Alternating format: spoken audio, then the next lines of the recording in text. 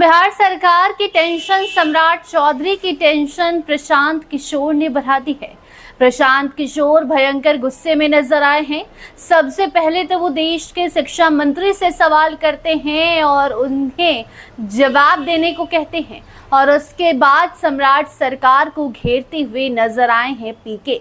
जी हां, प्रशांत किशोर का रौद्र रूप बड़े दिनों बाद देखने को मिला। प्रशांत किशोर एक बार फिर से नए तेवर के साथ मैदान में आपको नजर आने वाले हैं, क्योंकि उन्होंने अपना वो छोटा सा आशियाना तैयार कर लिया है बिहटा में, जहां से अब वो हुंकार भरेंगे और बिहार में सत्ता पक्ष का जीना मुहाल करेंगे। और इसकी शुरुआत अब प्रशांत किशोर ने नीट मामले पर सवाल उठाते हुए किया और उसके बाद राज्य सरकार को भी घेरा। पटना में जो कांड हुआ लड़की के साथ, उसको लेकर कहा कि खूब आप एनकाउंटर कर रहे हैं, खूब आप बुलडोजर चलवा रहे हैं, तो अभी तक एक्शन क्यों नहीं लिया सम्राट जी ने। इसके साथ साथ नीट छात्रों के लिए भी प्रशांत किशोर ने आवाज उठाई है। नीट मामला जो था, जिस तरीके से नीट पेपर लीक होता है और उसके बाद फिर से रीनीट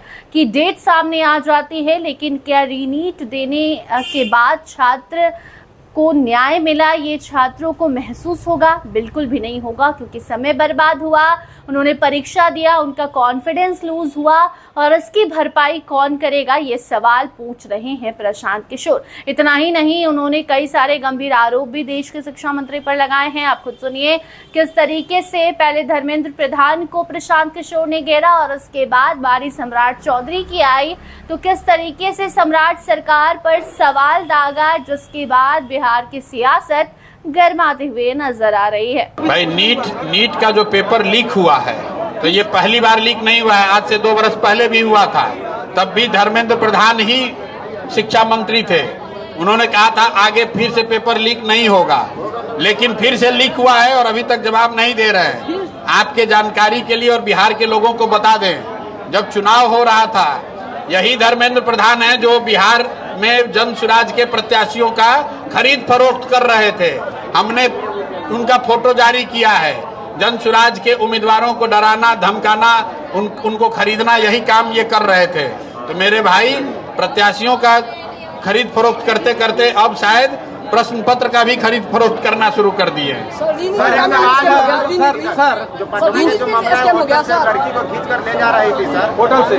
जो पटना में घटना हुई है, वो जंगल राज के नाम पर वोट लेने वालों के मुंह पर चमाता है, क्योंकि ये उसी जंगल राज की आहट सुनाई दे रही है जब हम लोग सुनते थे कि दिन दहाड़े लोगों के साथ इस तरह का कुकृत्य होता है। किसी पिता के सामने पटना, बीचों बीच पटना में होटल से किसी लड़की को रात में होटल के कमरे से खींच लिया जाता है, और ये तब जब उन लोगों की सरकार है जो जंगल राज का भय दिखाकर वोट लिए हैं।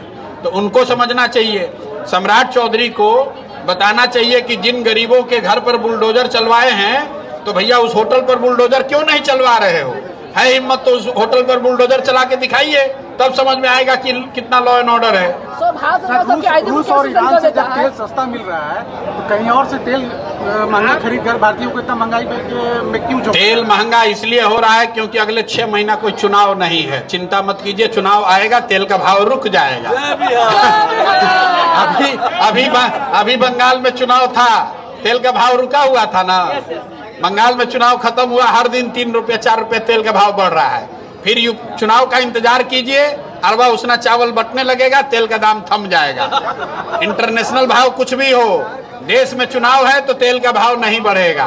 अगर चुनाव नहीं है तो भाव इंटरनेशनल कम भी हो जाएगा, तो भी आपको हमको ज्यादा ही देना पड़ेगा पैसा। तो देखिए, एक तरफ भीषण गर्मी से लोग परेशान हैं और दूसरी तरफ प्रशांत किशोर ने जो सवाल और जो आरोप लगाए हैं सत्ता पक्ष पर, और उसके बाद राजनीतिक गलियारे में भी हलचल तेज है और माहौल इस भीषण गर्मी में और भी ज्यादा गर्मा चुका है। अब इस तरीके से जो सवाल प्रशांत किशोर ने पूछा, इसका जवाब कैसे देती है बिहार की राज्य सरकार? सम्राट सम्राट चौधरी और बात जो शिक्षा मंत्री की हो रही है उन पर भी कई सारे गंभीर आरोप, चुनाव के दरमियान खरीद पुख्ता ऐसी चीजें सम्राट चौधरी और शिक्षा मंत्री को लेकर जो भी कुछ प्रशांत किशोर ने कहा है, इसका जवाब कैसे शिक्षा मंत्री या फिर उनके लोग और सम्राट चौधरी और उनके नेता देते हैं, ये देखना दिलचस्प होगा। फिलहाल इस खबर पर आपकी क्या राय है, कमेंट सेक्शन में जरूर बताइए।